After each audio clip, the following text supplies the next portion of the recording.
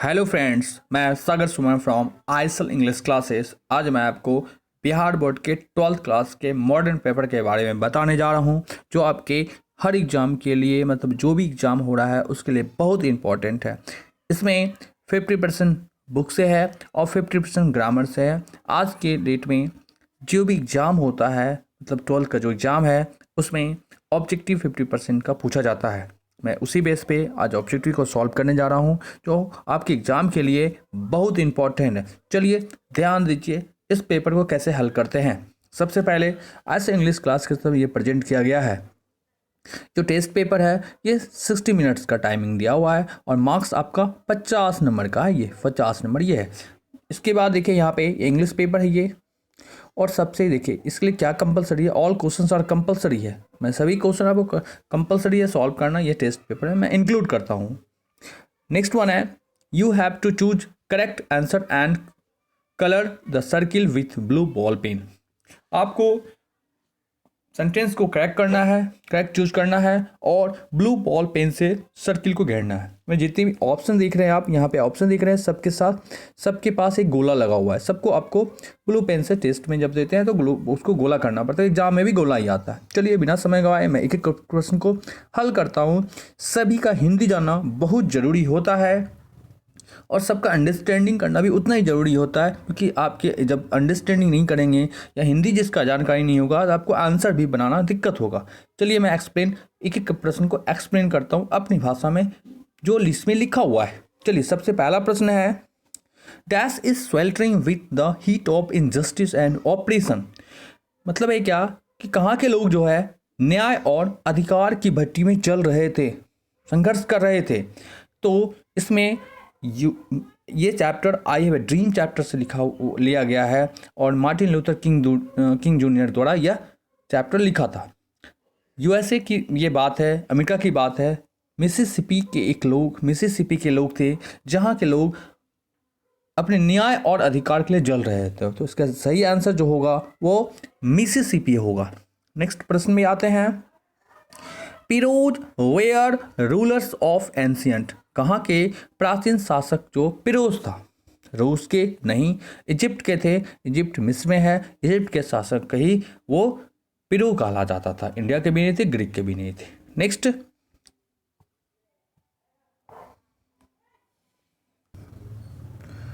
Question number 3 पे आते हैं कि 3 में है आपका, the president of the general assembly of the UNA is a women of dash. तब कहाँ के जनरल असेंबली, यूएनए के जनरल असेंबली की प्रेसिडेंट कहाँ की महिला थी? वो चाइना की थी? नहीं। वो कनाडा की थी? नहीं। वो जर्मनी की थी? नहीं। वो इंडिया की थी। इनका नाम विजया लक्ष्मी पंडित था। इसका सही आंसर इंडिया है। नेक्स्ट 4 नंबर प्रश्न में आते हैं, the earth is a dash. अर्थ क्या है? मतलब अर्थ जो चैप्टर है वो क्या अर्थ है? ये ड्रामा है? ये नहीं है। पोइट्री है? नहीं है। स्टोरी है। इसका सही आंसर जो होगा वो स्टोरी होगा। ऐसे भी ये नहीं है। ठीक है। नेक्स्ट है 5 नंबर प्रश्न में आते हैं। 5 नंबर प्रश्न है, dash is the daughter of Chubukov. Chubukov marriage proposal chapter का ये है चैप्टर। तो चुबुकोव की पुत्री का क्या नाम था? चुबुकोव की पुत्री का क्या नाम था? मतालिया, नतालिया या रतालिया या सतालिया। इसका पुत्री का नाम जो था वो नतालिया था। Natalia is right answer. 6 number प्रश्न पे आते हैं। 6 नंबर पे, नातालियाज डॉग इज नेम्ड। नातालिया कुत्ते का क्या नाम था? लीप, वीप, डीप या नीप। इसके जो सही आंसर है वो लीप है। इसके एक नातालिया के कुत्ते भी रखते थे। नातालिया का कुत्ता का नाम था गेस। ठीक है। इसका नातालिया कुत्ते का नाम था गेस, लेकिन नातालिया कुत्ते का नाम लीप था और लोमो कुत्ते का नाम गेस था। नेक्स्ट 7 नंबर प्रश्न में आते हैं, German grid is and dash writer. German Greek कहाँ के राइटर थे? यह चैप्टर है चाइल्ड इज बॉर्न का है। तो जर्मन ग्रीक इंडियन नहीं थी, ब्रिटिश भी नहीं थी, अमेरिकन भी नहीं थी। जर्मन ग्रीक वो बिलोंग करती थी, बेसिकली वो बिलोंग करती थी ऑस्ट्रेलिया से। जर्मन ग्रीक कहाँ से बिलोंग करती थी? ऑस्ट्रेलिया से बिलोंग करती थी। नेक्स्ट प्रश्न है, सेबई वाज पैसिनेटेड इंटरेस्टेड इन। सेबई जो है बहुत ज़्यादा रुचि रखते थे क्या चीज़ में?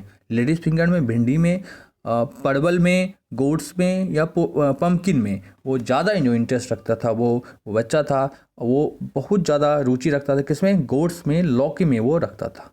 इसका सही आंसर जो है वो गोट्स है। नेक्स्ट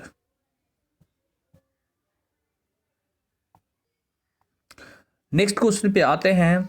नेक्स्ट क्वेश्चन है 9 नंबर। 9 नंबर क्वेश्चन आपका, the worth of aux meadows is about 3 roubles. मतलब है क्या, ऑक्स मेडोज तो कितने दाम का कितने रूबल्स का वो के दाम के लायक था, वो 100 मतलब 300 रूबल्स के लायक था। 300 रूबल्स इसका सही आंसर है। नेक्स्ट 10 नंबर प्रश्न में आते हैं। ये जो चैप्टर है 9 नंबर आपका जो चैप्टर था वो मैरिज प्रपोजल से था। ऑक्स मेडोज एक चारागाह का नाम था, उसका दाम था 300 रूबल्स। नेक्स्ट 10 नंबर क्वेश्चन पे आते हैं। Dash is the desert state of the USA. America के, यूनाइटेड स्टेट ऑफ अमेरिका के जो स्टेट थे, रेगिस्तानी स्टेट था, वो कौन था, वो कहाँ पे था? वो मिसिसिपी था, एक रेगिस्तानी जगह था जहाँ के नेग्रोज प्रजाति के लोग रहते थे। अल्बामा, जॉर्जिया, लुइसियाना नहीं था, मिसिसिपी के लोग थे जहाँ के लोग संघर्ष कर रहे थे अपने अधिकार के लिए। 11 नंबर चैप्टर पे आते हैं, 11 नंबर पॉइंट पे आते हैं, क्वेश्चन पे आते हैं। Sebai lived in a dash town. Sebai जो है किस टाउन में रहने वाला था? मतलब एक पीजी टाउन था? नहीं। डर्टी टाउन था? नहीं। रिलीजियस टाउन था? नहीं। एक हर्बल टाउन था। हर्बल टाउन जो था, उस शहर का नाम हर्बल टाउन था। वो एक छोर से दूसरे छोर जाने के लिए 20 मिनट का टाइम लगा था। उस शहर का में इतना दूरी था, इतनी डिस्टेंस था उस एक छोर से दूसरे छोर तक पहुंचने में 20 मिनट का टाइम हर्बल टाउन था। ठीक है। नेक्स्ट 12 नंबर प्रश्न पे आते हैं। Nanu Kaka is a linguistic emergency always to his. Nanu Kaka जरूरत के समय, इमरजेंसी आपातकाल के समय हमेशा उपयोग करते थे, कौन सा भाषा उपयोग करते थे? मदर टंग, हिंदी, इंग्लिश या French? Hindi, English, French use नहीं करते थे वो यूज करते थे मदर टंग। उनका मदर टंग मराठी था, मराठी लैंग्वेज में वो यूज करते थे। नेक्स्ट 13 नंबर प्रश्न में आते हैं। How free is the press is written by. How free is the press कौन लिखे थे? वो आपका डॉर्थी एंड सेयर्स लिखे थे। डॉर्थी एंड सेयर्स लिखे थे वो। नेक्स्ट वन है doctor Zakir Hussain was a great. Doctor Zakir Hussain क्या थे? एक महान क्या थे? एक महान पॉलिटिशियन थे? नहीं। लीडर थे? नहीं। वो नेशनलिस्ट थे, मैं राष्ट्रवादी थे। नेशनलिस्ट, स्ट्राइस्ट एंड थिंकर भी नहीं थे वो। नेक्स्ट प्रश्न पे आते हैं। नेक्स्ट क्वेश्चन है हमारा 15 नंबर 15 नंबर क्वेश्चन है। Dash was coming to visit the narrator's family. Narrator's के परिवार, मनोहर माल गवांकर के परिवार में कौन आने वाले थे, कौन आ रहे थे? वे थे राम, मोहन, निक्कू या नानू काका? वो नानू काका थे, जो उनके मामा जी थे, नरेटर्स के मामा जी थे। मतलब मनोहर माल गवांकर के मामा जी थे, वो आ रहे थे, इसके नरेटर्स फैमिली में आ रहे थे। नेक्स्ट क्वेश्चन है 16 नंबर। 16 नंबर है कि the condition of the dash of A plough. मतलब कहाँ के कंडीशन, कहाँ के लोगों की कंडीशन बहुत दर्दनाक था, बहुत शोचनीय था। वो नेग्रो प्रजाति के लोग थे जो यूएसए में। Negro, C is right answer. Negroes is right answer. Next question है हमारा 17 नंबर प्रश्न में बात करते हैं। Sebai bought a dash inch goat from an old man. Sebai जो है एक बूढ़ी महिला से कितने इंच का लौकी खरीदता है? वो 5 इंच का लौकी खरीदा था। 4, 3, 6 नहीं है, 5 इंच का लौकी वो बूढ़ी महिला से खरीदा था। नेक्स्ट क्वेश्चन है 18 नंबर प्रश्न पे आते हैं। 18 नंबर प्रश्न है dash is A short story. ये जो ऑप्शन है इसमें शॉर्ट स्टोरी कौन है? तो शॉर्ट स्टोरी है, पहला है इंडिया थ्रू ए ट्रैवलर्स आई, ये नहीं है। नेक्स्ट वन है द आर्टिस्ट, ये तो है। The artist is right answer. Right एक शॉर्ट स्टोरी है। एक मैरिज प्रपोजल तो एक ड्रामा था। इंडिया थ्रू ट्रैवल्स आई एक ऐसे था। तो the artist is right answer. Next 19 नंबर प्रश्न पे आते हैं। 19 नंबर का क्वेश्चन है Benji's parents give gave him a passbook when he was dash years. मैंने बेंजी के माता पिता उसे पासबुक को कब दे देते हैं, कितने साल की उम्र में दे देते हैं? वो जब 21 साल का हो जाता है तो वो उसको पासबुक दे देता है। Right answer is A, 21 years old. Next question आते हैं 20 पे। Our forefathers did not invent machine because. हमारे जो पूर्वज थे वो मशीन का आविष्कार नहीं किए, क्योंकि अब देखिए, these have made us pride. वे लोग हम पे गर्व करते थे? नहीं। These would have made us lazy. वे हम लोगों को आलसी नहीं बनाना चाहते थे, इसलिए वो इन्वेंट नहीं करते थे मशीन को। B is right answer, B is right answer. They would have made us lazy. Next question है 21 नंबर। 21 नंबर है Ratiram was the son of dash. Ratiram जो है किसका बेटा था? तो उसका बेटा था सोहनलाल रातीराम का ये बेटा था। सोहनलाल रातीराम जो कि पार्टी अध्यक्ष के रूप में काम करते थे, सोहनलाल रातीराम के बेटे थे। ओके, रातीराम जो थे सोहनलाल रातीराम के एक पुत्र थे, बेटे थे। ओके, नेक्स्ट क्वेश्चन आता है हमारा 21 कंप्लीट हो गया यहाँ पे आके। नेक्स्ट क्वेश्चन है हमारा 22। सिविलाइजेशन टॉटर। सिविलाइजेशन हमें क्या सिखाता है, क्या बताता है? तो टू बी फ्रेंडली टुवार्ड्स, दूसरे के प्रति दोस्ताना बर्ताव बताता है। टू बी ह्यूमन, आदमी को बनाना बताता है। टू बी अनलॉफुल, मतलब ये टू बी रूड और क्रूअल। देखिए इसका जो सही आंसर है वो ए नंबर है, is right answer. To be a friendly towards, दूसरे के प्रति दोस्ताना बर्ताव करना, मित्र बनाना, इस टाइप का हमारा सिविलाइजेशन बताता है। नेक्स्ट 23 नंबर है। 23 है the teacher became very dash with Sebai for the neglecting his studies.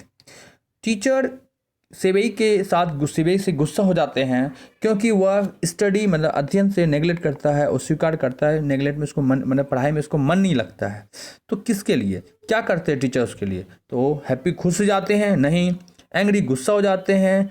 हाँ। सैड उदास हो जाते हैं? या फ्रेंडली हो जाते हैं? तो इसका जो सही आंसर है वो बी है, बी राइट आंसर।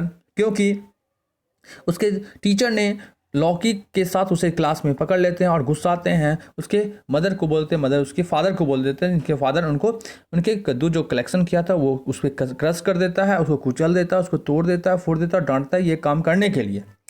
नेक्स्ट आते हैं प्रश्न पे 24। In Bangladesh dash is a kind of fairy tale. मतलब कहाँ की जो बांग्लादेश में मतलब फेयर टेली परियों की कहानी किस प्रकार होती थी? रूप सुप्थेका, जुप्थोका या उपथोका, टुपथोका या रूपथोका। तो वहाँ की जो फेयर टेली कहानी थी वो रूपथेका था। इसका सही आंसर तो रूपथोका होगा। नेक्स्ट 25 पे आते हैं। Johnson was a dash was a poor dash. मतलब ये जॉनसन जो है वो मतलब कैसा गरीब था? मैं जो टीचर था वो डॉक्टर था या कारपेंटर था या फार्मर था? तो ये इसका सही जो आंसर होगा वो फार्मर थे, एक गरीब किसान था जॉनसन। एक किसान के रूप में था, बड़ा ही नहीं था, किसान था वो। नेक्स्ट आते हैं 26 नंबर क्वेश्चन पे आते हैं। 26 नंबर क्वेश्चन क्या बोलता है? The shopkeepers deals dash. यहाँ से हमारा ग्रामर स्टार्ट हो जाता है। The shopkeeper deal dash cotton and cloth. मतलब है क्या? कॉटन और क्लॉथ का जो व्यापार किया है, व्यापार किया शॉपकीपर मैंने सौदा किया वो से। जब देखिए डील्स विथ भी लेता है, डील्स टू भी लेता है, इन भी लेता है और विथ भी लेता है, सॉरी टू इन और विथ लेता है। जब किसी चीज़ का सौदा करते हैं हम लोग तो डील्स इन लेता है। जब किसी व्यक्ति से सौदा करते हैं या व्यवहार करते हैं तो उसमें विथ लेता है। तो यहाँ पे किसी चीज़ का, किसी वस्तु का सौदा कर रहे हैं, इसलिए यहाँ पे डील के साथ इन का प्रयोग करें। नेक्स्ट क्वेश्चन पे आते हैं 27 नंबर प्रश्न है यहाँ पे कि yesterday I dash a good family movie on television. मतलब है क्या? कल मैं टेलीविज़न पर अपने परिवार गुड फैमिली मूवी में एक पारिवारिक फिल्म देखा, तो यस्टरडे जब रहता है, द प्रीवियस रहता है, लास्ट रहता है, इट इज़ टाइम रहता है, इट इज़ हाई टाइम रहता है, इट इज़ नो टाइम रहता है, तो उसके बाद जो वर्क होगा वो हमेशा पास्ट इंडिफिनिट सेकेंड फॉर्म में लगता है, तो इसमें भी सेकेंड फॉर्म लगेगा, मतलब वाज्ड हो जाए राइट आंसर। 28 है, they found in guilty of murder, इनका पैसिव वॉइस चेंज करना है, तो देखिए कौन सा आंसर इसका सही है। इसका जो आंसर है, he was found guilty of murder bye them, इसके बाद है वाज फाउंडेड होता ही नहीं है, हैड फाउंड होगा नहीं, तो इसका जो राइट आंसर है एज राइट आंसर है, ही वॉज फाउंड गिल्टी, क्योंकि ये पास्ट इंडिफिनिट पे है। अब पास्ट इंडिफिनिट पैसिव वॉइस में वाज वेयर प्लस वर्ब का थर्ड फॉर्म लगाते हैं, तो यहाँ पे वाज वेयर प्लस वर्ब का थर्ड फॉर्म लगा हुआ है, गिल्ट के साथ हमेशा गिल्टी ऑफ प्रीपोजिशन लेता है, और यहाँ पे बाय देम लगा हुआ है, तो right answer is guilty. 29 number अब प्रश्न पे आते हैं, the doctor dash you if you go out, ये इफ वाला सेंटेंस सबऑर्डिनेट क्लॉज है जो प्रेजेंट इंडिफिनिट में है, तो ये फ्यूचर में होगा, तो देख लीजिए कि the doctor dash you if you go to him, यदि आप उसके पास जाते हैं तो डॉक्टर तो आपकी क्या करेंगे, डॉक्टर आपको पहुंचाएंगे, मतलब पहुंचेंगे, तो arrive, arriving, arrive not of this, तो यहाँ पे देख लीजिए कोई भी ऑप्शन सेट नहीं हो रहा है, फ्यूचर होना चाहिए, तो इसलिए इसका आंसर नन ऑफ दीज होगा, नॉट होगा, NOT नॉट मतलब नन ऑफ दीज होता है, तो नन ऑफ दीज इसका राइट आंसर। 30 नंबर प्रश्न पे आते हैं, he quarrelled dash me for the trifle, तो वह लड़ा, तो क्वारल जो होता है जब किसी चीज़ पे लड़ते हैं तो क्वारल क्या लेता है, टू लेता है प्रीपोजिशन, लेकिन किसी व्यक्ति से किसी चीज़ व्यक्ति से लड़ते हैं तो यहाँ पे क्वारल हमेशा विथ प्रीपोजिशन लेता है, with is right answer. Next one है 31 नंबर, आई हैव डैश 1 रुपी, 1 का उच्चारण 1 करते हैं, तो आर्टिकल के रूप में वॉवेल साउंड नहीं दे रहा है, ये कॉन्सोनेंट साउंड दे रहा है, इसलिए यहाँ पे आ लगाएंगे, I have a 1 rupee note. Next one 32 है, does he like this book, इसका क्या करना है, देखिए यहाँ पे यहाँ ये पैसिव वॉइस में चेंज करना है इसे, तो पैसिव वॉइस में चेंज कर, ये इंट्रोगेटिव है तो इंट्रोगेटिव में ही बनेगा ये पैसिव वॉइस, तो दिस बुक इज, ये तो होगा नहीं, फिर यहाँ पे is this book liked by him, ये इंट्रोगेटिव वर्क है तो उसके ये सही है, क्योंकि ये इंट्रोगेटिव है, हेल्पिंग वर्ब से स्टार्ट है, और प्रेजेंट इंडिफिनिट में हमेशा थर्ड फॉर्म लगता है, इजामात प्लस फड़ का थर्ड फॉर्म लगता है, तो B is right answer. Is this book liked by him, क्या यह किताब उसके द्वारा पसंद किया जाता है, तो this is right answer, is B is right answer. Next है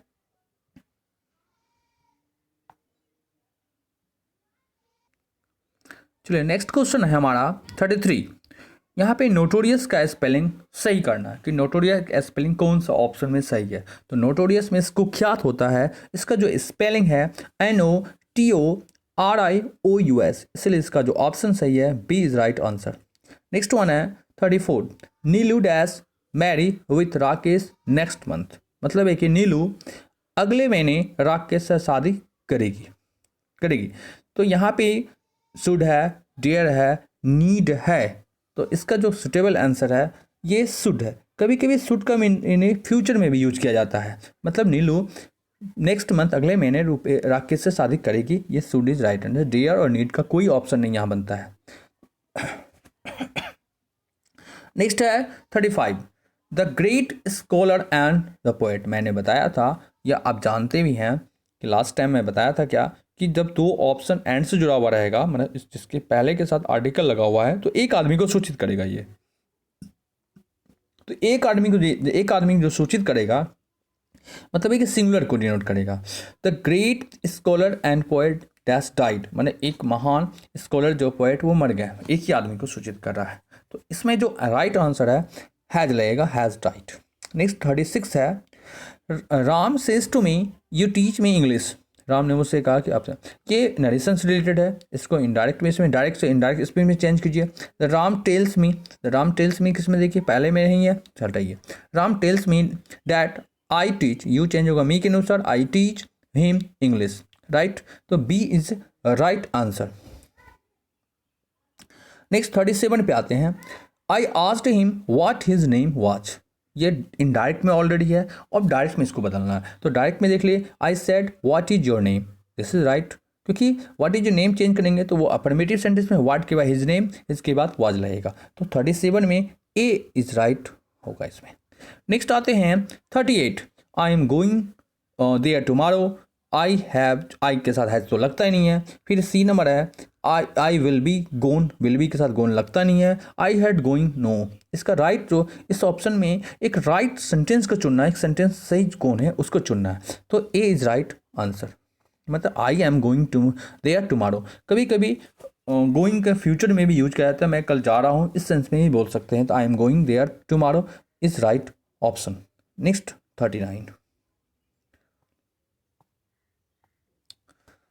39 प्रश्न है विराट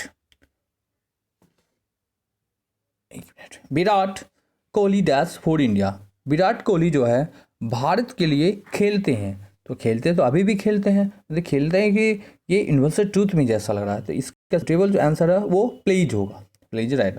फिर next 40 number don't laugh dash him, ये प्रीपोजिशंस में फोर एट ऑन, तो फोर लगता है के लिए, ऑन किसी के पर होता है तो किसी के ऊपर जब छटा हुआ रहता है उसके लिए ऑन का यूज करते बिफोर मीन्स के पहले। तो यहाँ जो लाफ हंसने के ऊपर, एम इंसानी के ऊपर लगाना पड़ता है, या हंसने के ऊपर लगाना है, तो लाफ एम या स्माइल जो प्रीपोजिशन लगता है वो हमेशा एट प्रीपोजिशन लेता है, एट। 41 है his father is dash honorary magistrate sorry, तो उसके जो पिताजी है ऑनरेडी सम्मानित मजिस्ट्रेट है, तो वो पे ऑनरेडी का ओ का साउंड दे रहा है, एच का साउंड नहीं देता, ऑनेस्ट में ओ का साउंड देता है, एच का साउंड नहीं देता है, तो इसमें भी वॉवेल साउंड दे रहा है, इसलिए सुटेबल जो आंसर होगा वो एन होगा, मतलब एन, मतलब B option is right answer. Next question आते हैं 42 पे, he was dash to jail for stealing, मतलब चोरी करने के जुर्म में उसे जेल भेजा गया, तो भेजा गया तो पैसिव वॉइस में ये सेंटेंस है, तो पैसिव वॉइस में थर्ड फॉर्म लगता है, तो सेंट का थर्ड फॉर्म सेंट होता है, तो sent is right answer, SENT होगा। नेक्स्ट वन है 43 नंबर, 43 है हु कैन डू इट, मतलब ये से मतलब ये पैसिव वॉइस में इसको चेंज करना है, तो हु चेंज होगा बाय होम में, तो बाय होम कौन इसमें है, तो देख लीजिए by home is B is right answer, क्योंकि by home can it be done, by home can it be done, तो मतलब है क्या, हु चेंज होगा बाय होम में, कैन होगा तो कैन का सब्जेक्ट बाद बी लगाते हैं, तो यहाँ लगा हुआ है, तो बी इज राइट आंसर। 44 है सैटेलाइट का स्पेलिंग इसमें सही करना है कि सैटेलाइट का स्पेलिंग इसमें कौन सही है, तो सैटेलाइट का जो स्पेलिंग है ये satellite, A is right answer, satellite का स्पेलिंग SATTELIT सैटेलाइट होता है, ठीक है, सैटेलाइट। नेक्स्ट वन है 45 नंबर क्वेश्चन है application dash reach here before 31 जून, मतलब 31 जून के पहले एप्लीकेशन पहुंच गया, मतलब अवश्य पहुंच जाना चाहिए, ज़रूरत है पहुंचने का या पहुंचने का साहस है, इसमें सूटेबल आंसर जो है वो आपका सी है, अवश्य पहुंच जाना चाहिए, ये कन्फर्म है कि पहुंच जाना चाहिए, बहुत ज़रूरी है, पहुंच जाना चाहिए, must is right answer, must is right answer.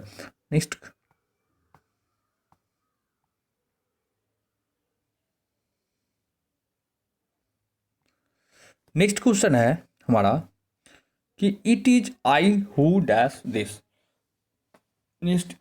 इसमें जो दिया हुआ है मैं बताया हूँ क्या कि यदि किसी वाक्य में रिलेटिव प्रोनाउन के रूप में हु बीच में रहेगा, तो उसके जो आने वाला जो हेल्पिंग वर्ब या मेन वर्ब होगा उसके पहले वाले नाउन के अनुसार या प्रोनाउन के अनुसार होगा, तो आई के अनुसार यहाँ पे होना चाहिए, तो आई के अनुसार यहाँ पे it is I who dash this, do did does are, यहाँ पे आर तो होगा नहीं, डिड या डू या डज भी नहीं होगा, तो डिड और डू पे आते हैं, तो डिड और डू पे जो आएंगे तो इसमें देखिए पास्ट टेंस की कोई बात हो रही है कि नहीं हो रही है, तो इसलिए इस वाक्य में हमेशा आप डू का प्रयोग करें, डू इज राइट आंसर।